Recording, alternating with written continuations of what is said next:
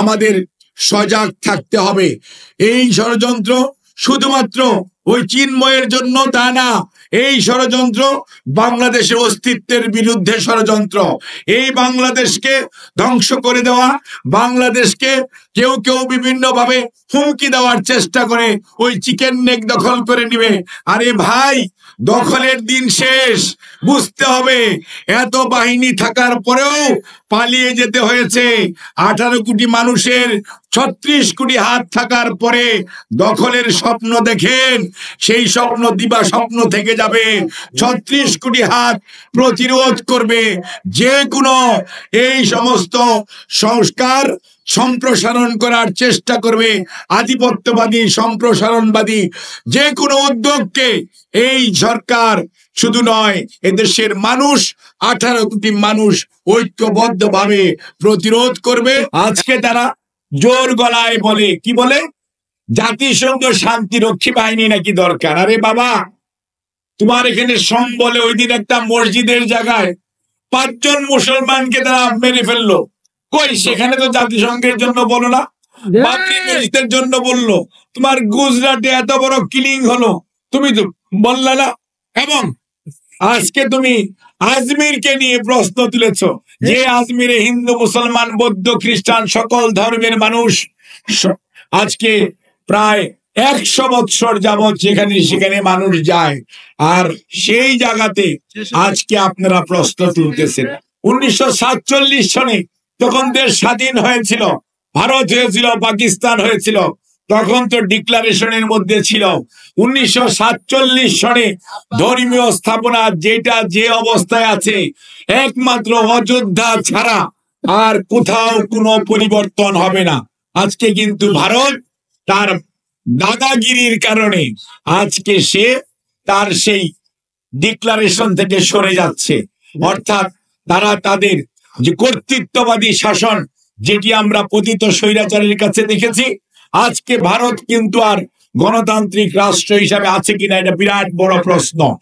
আজকে কর্তৃত্ববাদী শাসকে রূপান্তরিত হয়েছে বর্তমানের শাসক গোষ্ঠী।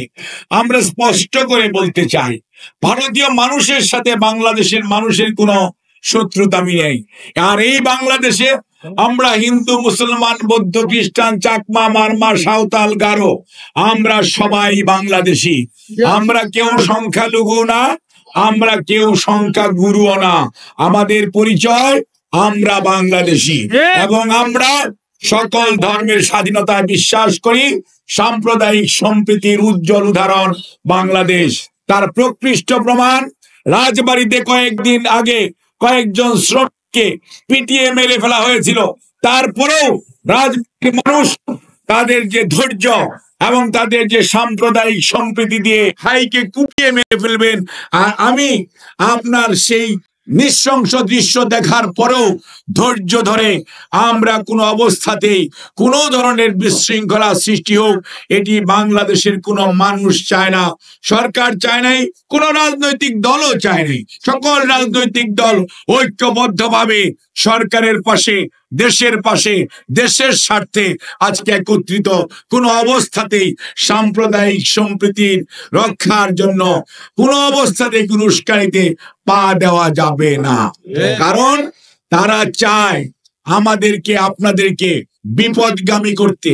আমরা যখন গণতন্ত্রে উঠতে যাচ্ছি, আমরা যখন গণতন্ত্র অর্থাৎ জনগণের অধিকার জনগণকে ফেরত দেওয়ার জন্য অন্তর্বর্তীকালীন সরকার যখন বিভিন্ন পদক্ষেপ গ্রহণ করছে, দেশের মানুষ যখন তার অধিকার ফেরত পাওয়ার জন্য উন্মুখ হয়ে আছে, দেশের মানুষ যখন তাদের মানবাধিকার ফেরত পাওয়া এবং যারা শহীদ হয়েছে তার বিচার এই দেশে করতে চায়, আজ সেই সময় আজকে আমাদেরকে বিশৃঙ্খলা অর্থাৎ আমাদেরকে বিভাজিত করতে চায়।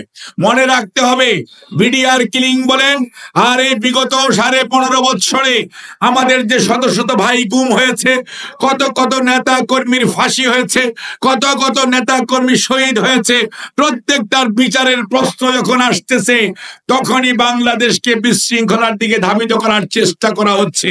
তার কারণ তারা জানে যদি বিচার হয় তাহলে তাদের কি হবে কোর্ট বলতে পারবে। সাধারণ মানুষ বিশ্বাস করে তাদের হয়তো অনেকেরই ফাঁসিও হওয়ার সম্ভাবনা আছে।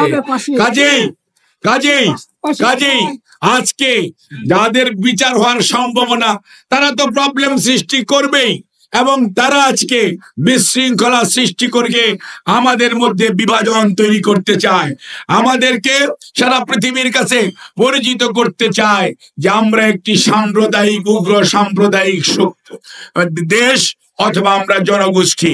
কিন্তু তাদের সেই ষড়যন্ত্র কোনো অবস্থাতেই লাভ হবে না। কারণ আপনার রাজবাড়ী তার উদাহরণ, আপনার এই চট্টগ্রাম তার উদাহরণ সাইফুল ইসলাম আলিফ, এবং বিগত কয়েকদিন আগে দুর্গাপূজা হয়েছে। এদেশের সকল মানুষ হিন্দু ভাইদের সাথে কাঁধে কাঁধ মিলিয়ে দুর্গাপূজার উৎসবে অংশগ্রহণ করেছে এবং নিরাপত্তার জন্য নিরাপত্তা বাহিনীর সাথে কাঁধে কাঁধ মিলিয়ে কাজ করেছে।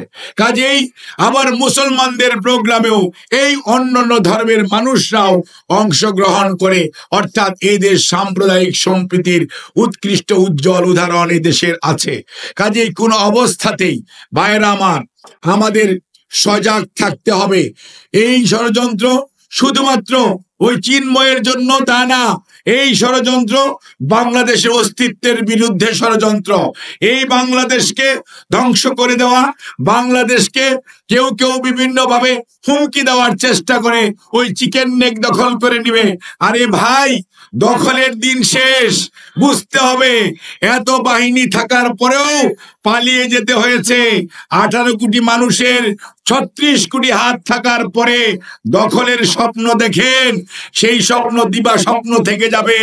36 কোটি হাত প্রতিরোধ করবে যে কোনো এই সমস্ত সংস্কার সম্প্রসারণ করার চেষ্টা করবে, আধিপত্যবাদী সম্প্রসারণবাদী যে কোনো উদ্যোগকে এই সরকার শুধু নয়, এদেশের মানুষ 18 কোটি মানুষ ঐক্যবদ্ধভাবে প্রতিরোধ করবে এবং যে কোনো পরিস্থিতিতে তারা তাদের স্বাধীনতা এবং সার্বভৌমত্ব অক্ষুণ্ণ রাখার জন্য শেষ রক্তবিন্দু দিয়েও চেষ্টা করবে। কাজেই আমরা আজকে শুধু প্রতিবাদ জানাচ্ছি সেটুকুই না, আমাদের মনে রাখতে হবে যে ষড়যন্ত্র দেশের বিরুদ্ধে দীর্ঘদিন ধরে চলছে, ষড়যন্ত্র শেষ হয় নাই। কোন অবস্থাতেই ভাবার কারণ নাই আপনার অধিকার আপনি এমনি এমনি ফেরত পাবেন। যেরকম ভাবে জনাব তারেক রহমান সাহেব বলেছেন না, আন্দোলনে ছিলেন, আছেন এবং থাকবেন, আগামী দিনের লড়াই হবে আরো কঠিন। দেখেন বন্ধুরা, আস্তে আস্তে আমাদের সামনে কঠিন সময় আসতেছে। এই সময় দরকার ঐক্য, এবং জাতীয় ঐক্যই পারে যে কোনো ষড়যন্ত্রকে ছিন্ন করতে এবং সম্প্রসারণবাদী ষড়যন্ত্রকারীদেরকে প্রতিরোধ করতে। আপনাদের সবাইকে ধন্যবাদ। আল্লাহ হাফিজ। বাংলাদেশ জিন্দাবাদ।